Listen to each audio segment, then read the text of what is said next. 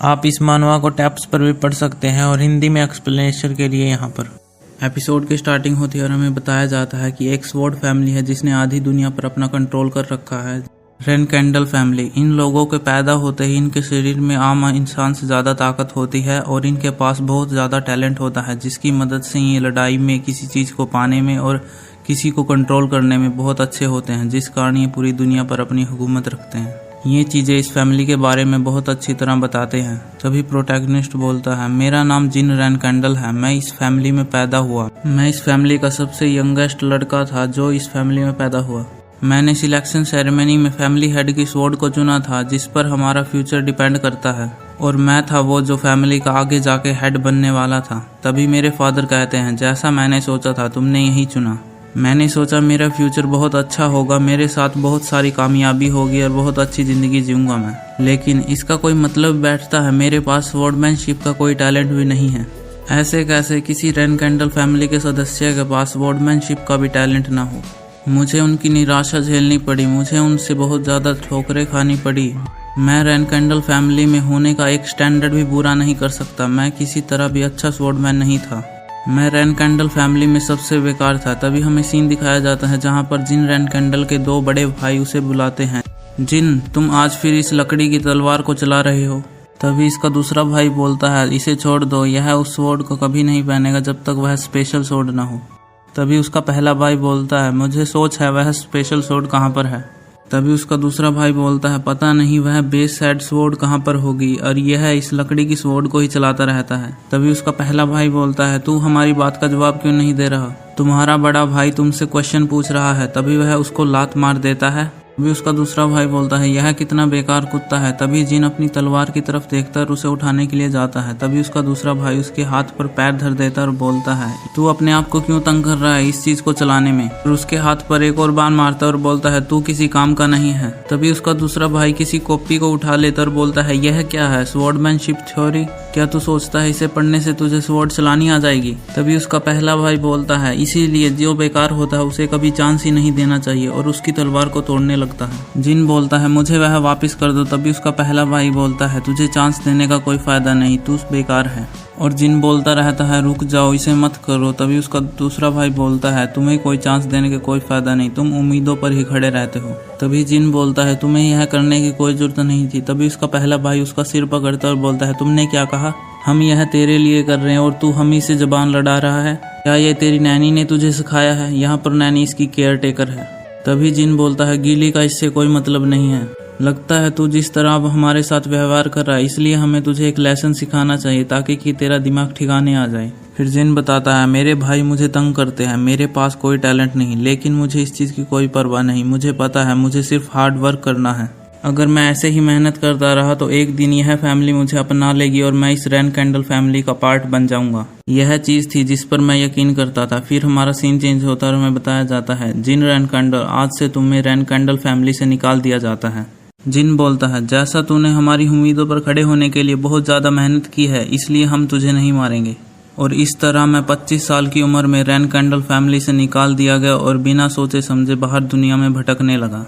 उसी समय के आसपास मुझे अपने मास्टर मिले। तब मुझे पता चला कि मेरे पास टैलेंट है। बस यही नहीं, मेरे पास मैजिक का टैलेंट है जिसे हमारी फैमिली में यूज़ करना मना है 3 साल बाद। तभी जिन अपनी मैजिक पर रिसर्च कर रहा होता है और बोलता है कि नेचर में पड़ी हुई माना को अपनी माना से कनेक्ट करो और फिर अपनी माना को रिकवर कर लो।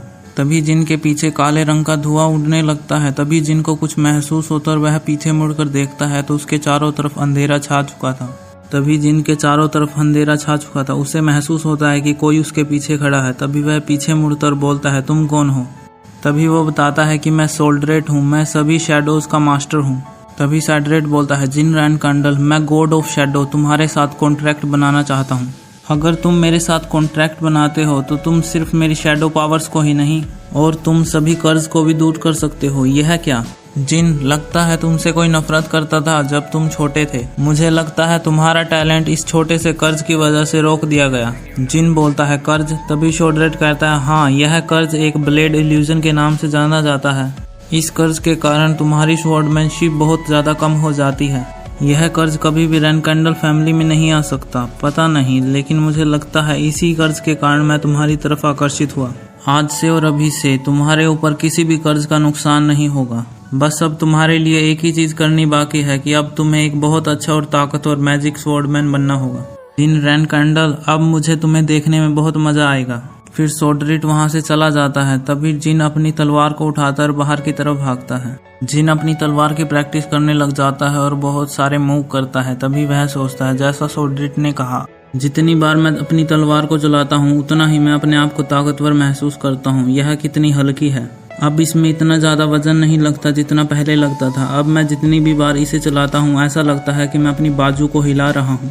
तभी जिन अपनी तलवार को चलाते चलाते सोचता है कि अगर मैं इसके अंदर मैजिक भी ऐड कर दूं तो। तभी वह अपनी मैजिक ऐड करता है और तभी वह लाइटनिंग मैजिक के साथ स्टाइल में स्लैश करता है और सोचता है, क्या रैनकैंडल की हिस्ट्री में कोई बेकार व्यक्ति भी रह सकता है। आखिरकार मुझे मेरी मेहनत का फल मिल ही गया। फिर हमें दिखाया जाता है कि जिन अपनी प्रैक्टिस कर रहा होता है और वहाँ पर कुछ सिपाही रेड कलर और ब्लैक कलर के आर्मर में होते हैं और वहाँ पर उसे देख रहे होते हैं। तभी हमारा सीन चेंज होता है और हमें दिखाया जाता है जिन के चेहरे पर चोट लगी है। तभी जिन बोलता है, मुझे कोई आवाज आई, यह मेरा शरीर इतना भारी क्यों लग रहा है। इसी कारण से तभी जिन बेहोश हो जाता और पड़ जाता है। तभी उसे किसी की आवाज आती और बोलता है, क्या यहाँ पर कोई है। तभी जिन मैजिक की किताब की तरफ देखते हुए सोचता है, मुझे यकीन नहीं आ रहा कि मैं सोते हुए मरूंगा। क्या यह इसलिए हुआ क्योंकि मैं किसी काम का नहीं। क्या मेरे पास कोई मौका भी नहीं होगा कि जो सोड्रिट ने मुझे पावर दी है मैं उसे यूज कर सकूं। अगर यह चीजें ऐसी ही होनी थी तो मुझे चांस क्यों दिया। तभी हमारा सीन चेंज होता है, हमें दिखाया जाता है 2 छोटे हाथ। तभी वह जिन का छोटा रूप होता है। जिन सोचता है, यह क्या है, यह लोग मेरी फैमिली के हैं। यहाँ क्या हो रहा है, मुझे पक्का है कि मैं मरने वाला था। तभी गिली बोलती है, यंग मास्टर जिन खुश हो जाइए। तभी जिन सोचता है, यहाँ पर गिली क्या कर रही है। तभी जिन तलवारों की तरफ देखता और सोचता है, यह तो बैरसिड है। फिर हमें छोटे जिन का चेहरा दिखाया जाता है। जिन सोचता है, यह तो सिलेक्शन सेरेमनी है। फिर जिन आगे बढ़ता है। जिन अपने पास्ट में आ चुका है जब वह 1 साल का बच्चा था। The youngest young master. तभी जिन अपने हाथ उस तलवार बेयर साइड पर लगाता है। तभी वहां पर खड़े हुए फैमिली मेंबर बातें करने लग जाते हैं कि इसने तो फैमिली हेड की तलवार को चुना है। तभी जिन उस तलवार को हाथ लगाए हुए सोचता है, इस जिंदगी में मैं अपने हिसाब से चलूंगा। अगर आपने नेक्स्ट एपिसोड नहीं देखे हो तो चैनल पर जाकर देख लें। नेक्स्ट एपिसोड के लिए चैनल को सब्सक्राइब कर ले और वीडियो को लाइक कर दें। और अगर आपको यह सीरीज अच्छी लगी तो कमेंट में जरूर बताएं।